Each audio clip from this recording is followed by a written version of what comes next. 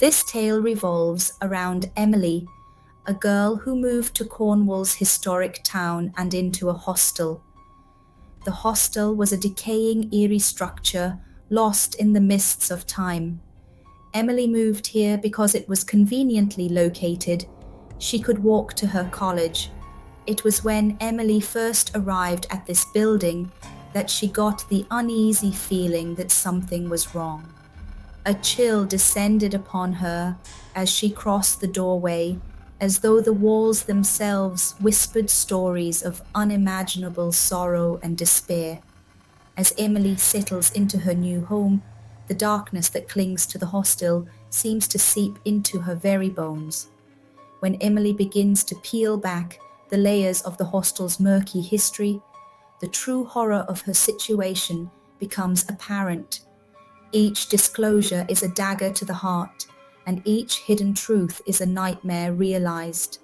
And as Emily delves deeper into the darkness, she discovers a chilling, terrifying secret that threatens to consume her entire being. As Emily entered the hostel, she felt a chill go up her spine.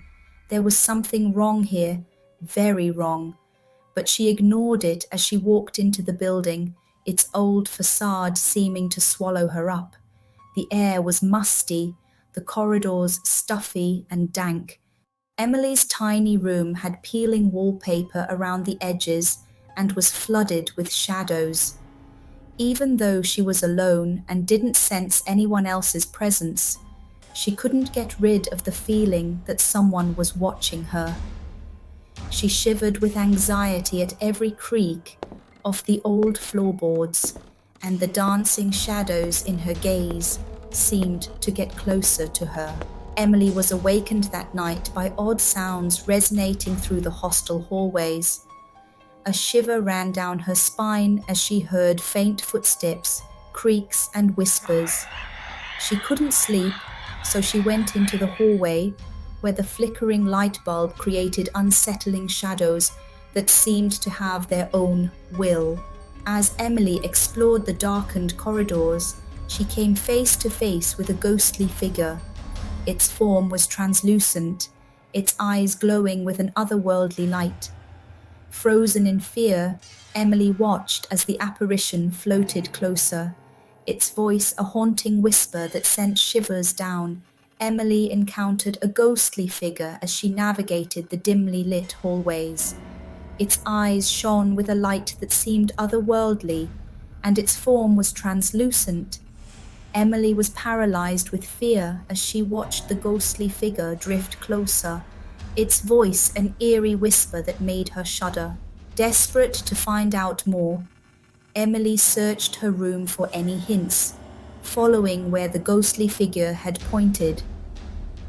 She was surprised to find an old diary hidden under her bed's carpet, covered in dust. As she read it, she realized it belonged to a girl who lived in the hostel in the 1980s when she was 18 years old. The girl's diary detailed the horrors she and her fellow residents endured at the hands of the hostel warden, a cruel and treacherous man. According to the diary, the warden had a twisted sense of discipline and would brutally punish the girls for the slightest infractions. He had even constructed a torture cell in the basement where he would subject the girls to unimaginable agony.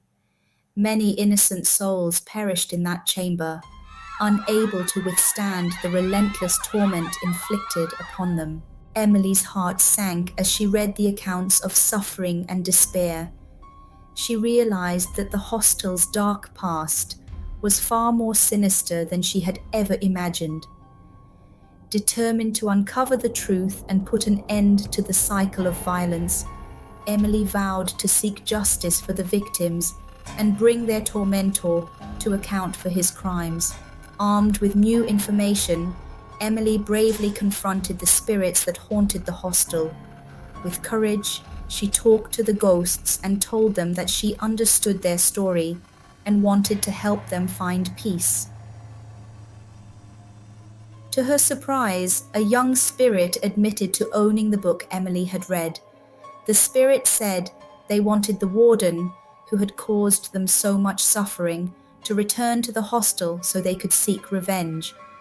They explained that the warden was greedy and would be tempted to come back if he thought there was treasure to be found. Emily reached out to the warden and told him about an incident where she got lost and stumbled upon the basement. Exploring further, she discovered a hidden spot on the wall with valuable treasure bearing the warden's name. Wanting to ensure the treasure stayed safe, she invited him to come and claim what rightfully belonged to him. Initially skeptical, the warden couldn't resist the temptation upon hearing about the basement and the treasure, ultimately agreeing to visit the hostel. As the warden stepped into the hostel's dim corridors, a shiver of dread crept down his spine, haunted by memories of his heinous deeds against the innocent girls. Suppressing his apprehensions, he greeted the current staff. In the dead of night, enveloped by the suffocating darkness, he quietly sneaked into the hostel through a secret gateway that only he knew about, and made his way to the basement where Emily had promised to meet him. But as he reached the shadowy depths, his eyes beheld a horrifying sight that froze him in terror. A horrifying scene revealed itself to him, showing the excruciating suffering he had caused to those he had wronged. He felt as though he carried the burden of every tormented soul's misery on his own flesh. The pain was so great that his evil spirit abandoned his lifeless body, abandoning his lifeless ruins in the cursed depths of the basement. As dawn broke over the hostel, Emily watched in awe as the once darkened corridors were bathed in golden light. The ghosts had found peace at last, their restless spirits finally laid to rest. With a smile on her face, Emily realized that sometimes the scariest places hold the most profound secrets, and the darkest nights lead to the brightest dawns.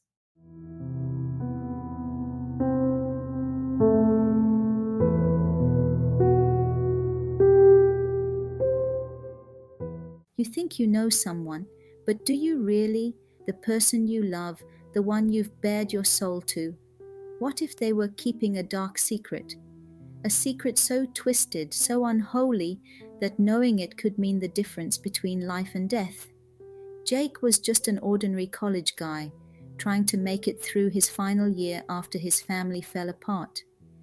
Little did he know that a chance encounter with Riley, a girl with ethereal beauty and piercing eyes, on that fateful night, would lead him down a path of obsession, desire, and ultimately, sheer terror. As their whirlwind romance bloomed under the pale moonlight, the truth about Riley's secret gradually began to surface. My friend, prepare yourself, because once you hear this tale of supernatural obsession and primal terror, you'll never be able to look at love the same way again. Turn off the lights, the show is about to begin. He sits on the bed, gazing pensively out the window at the moonlit hills beyond. I never imagined I'd be living in a place like this for my last year of college. But with Dad moving to Canada with his new wife, this crummy hostel was all I could afford after Mom's medical bills. Never mind, at least the view is nice, I guess. This year is going to be different. Jake sits on the balcony, sipping coffee and staring off at the hills. His eyes widen as he notices a beautiful girl with long flowing hair standing beneath a tree, gazing up at him intently. The girl's magnetic eyes seem to lock with his for a lingering moment before she turns and walks away. Jake. Who was that? The next day, Jake wanders down a gloomy basement corridor, cobwebs brushing his face. He clutches a book to his chest, peering ahead. He freezes, seeing the same girl standing before him. Jake. Hey, wait! But as he blinks, she seems to dissolve into the shadows, vanishing from sight. Jake. Hello! One evening, while panting from a jog, Jake rounds a corner to find the girl sitting alone on a park bench.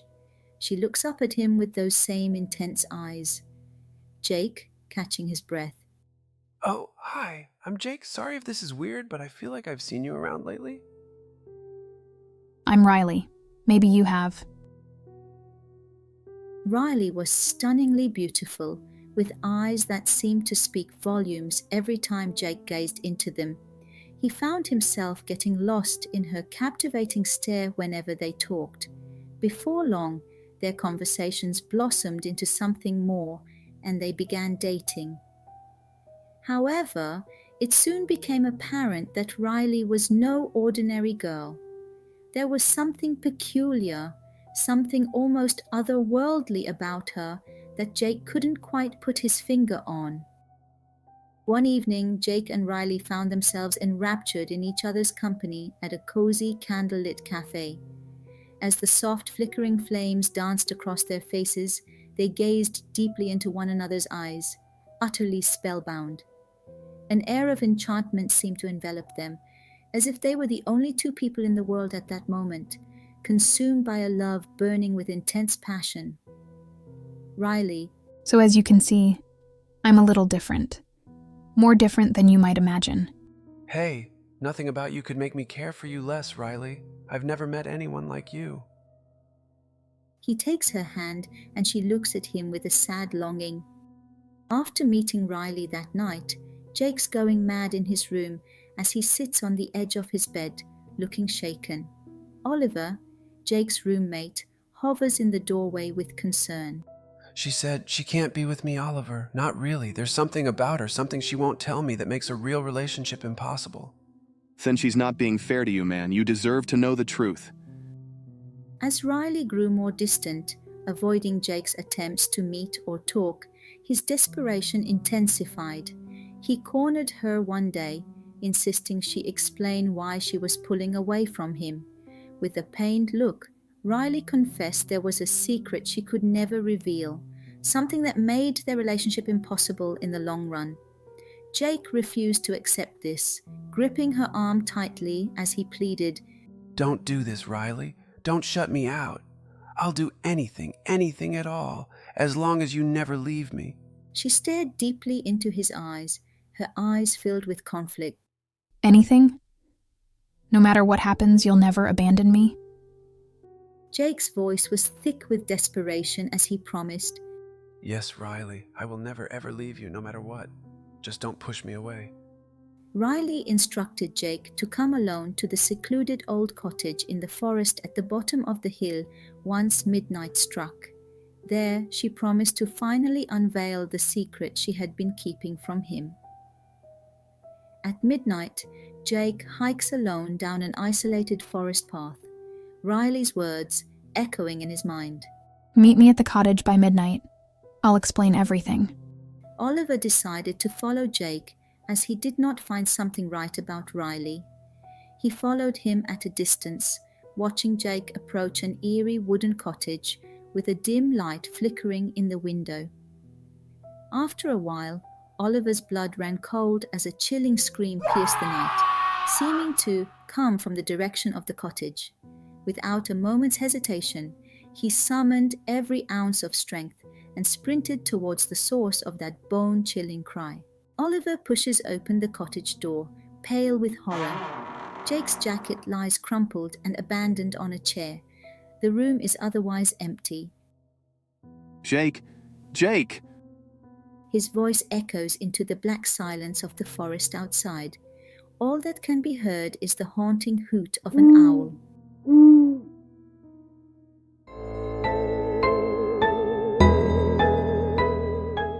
So, what do you think, fam? What really happened to Jake that night? What dark secret was Riley hiding that both terrified her, yet bound her to Jake with an almost supernatural hold? Was she a vampire whose love came with eternal risks? A devilish seductress who trapped Jake's very soul? Or something else entirely? A force beyond human understanding? The truth is a mystery, perhaps forever unsolved. All we're left with are unsettling clues. Oliver's frantic screams piercing the inky forest, Jake's jacket discarded like an empty husk, and the haunting look that was always there in Riley's eyes that hinted at secrets never meant for mortals. One thing's for certain, a veil was lifted that night, revealing a world of shadows most dare not glimpse. Jake crossed that forbidden threshold in pursuit of his obsession. Whether he ever returned is anyone's guess. Just be grateful you'll never encounter the likes of Riley yourself. Unless you wish to be forever ensnared by the chilling unknowns lurking just beyond our senses.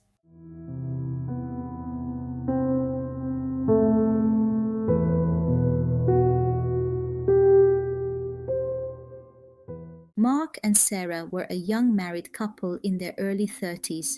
They were both successful at their jobs and very charming.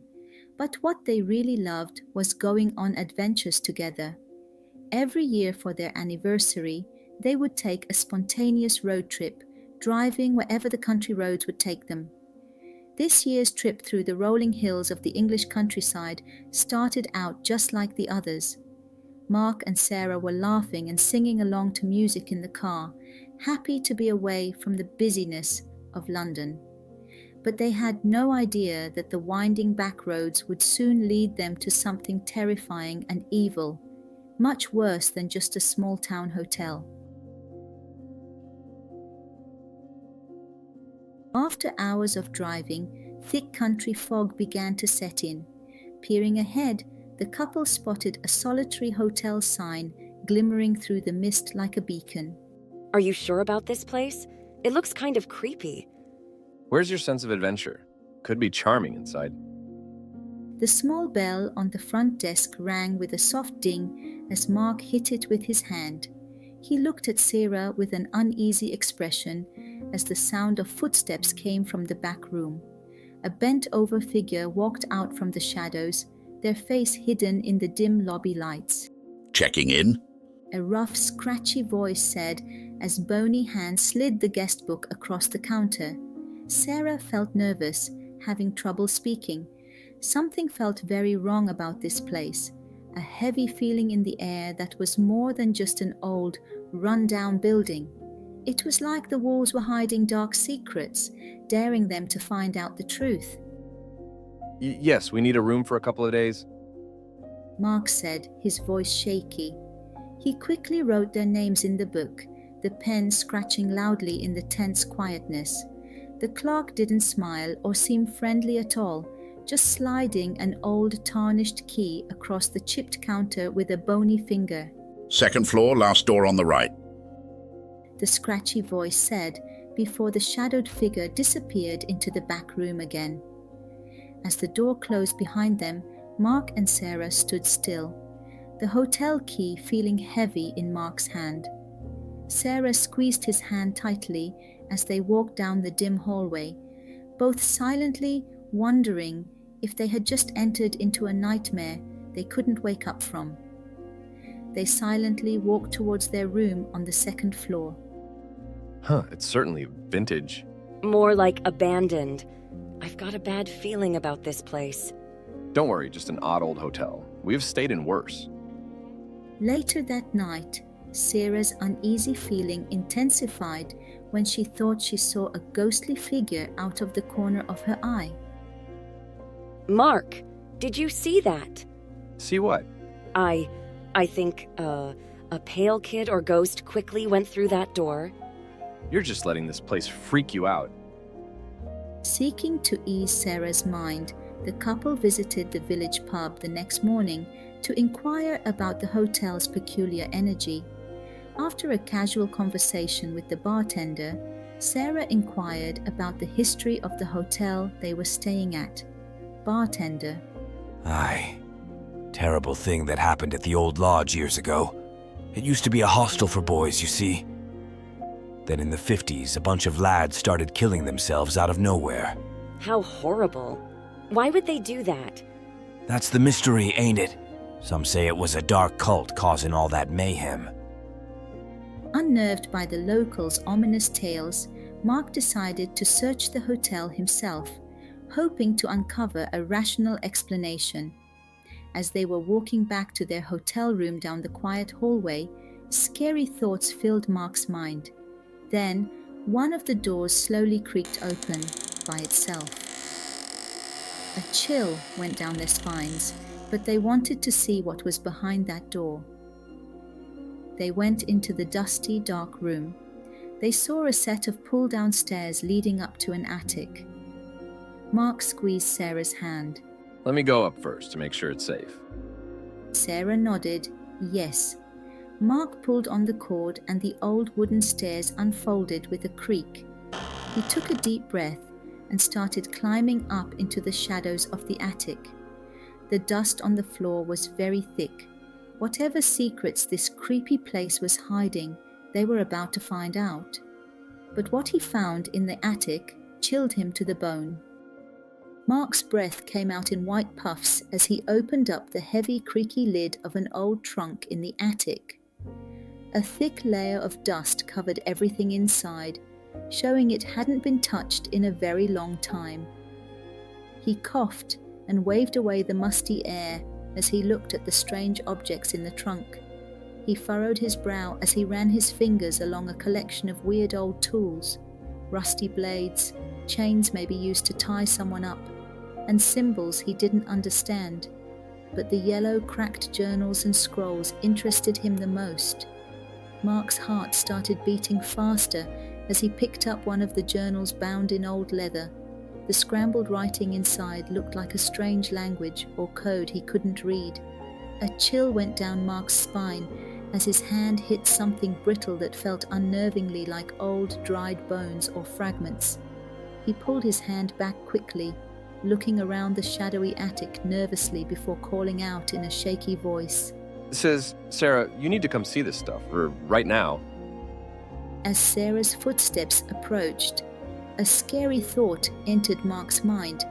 The disturbing things in this trunk hinted that something much darker than random violence happened at this hotel long ago. A sinking feeling told him they had discovered something too twisted and evil for the normal world. As they heard footsteps heading towards them, they hastily came down the stairs, not wanting the clerk to find out that they now know what unholy practices were undertaken in that place. That night, whatever dark forces haunted the hotel began to prey on Sarah's subconscious mind. Sarah, jolting awake from her sleep. No, please, leave them alone. What's wrong? I saw them. The boys. Oh God, Mark. They were suffering so much. Compelled by the tormented whispers only she could hear, Sarah found herself being drawn down the hallway towards an ominous wooden door. Sarah, hearing whispers. I know you're there. Please, let me help you. Beyond the door lay something straight out of Sarah's darkest nightmares, the shocking, undeniable proof of the hotel's bloody origins. Ghostly figure. The rituals, the sacrifices, he made us do it over and over. You shouldn't have come. You can't stop what's been unleashed. Who is making you do this? Sarah's blood-curdling screams soon rang out, echoing through the dreadful chamber and alerting Mark that something was horribly wrong. Mark, frantic. Sarah? Sarah, where are you? He freezes, seeing strands of her hair. Mark. No, oh God, no, Sarah!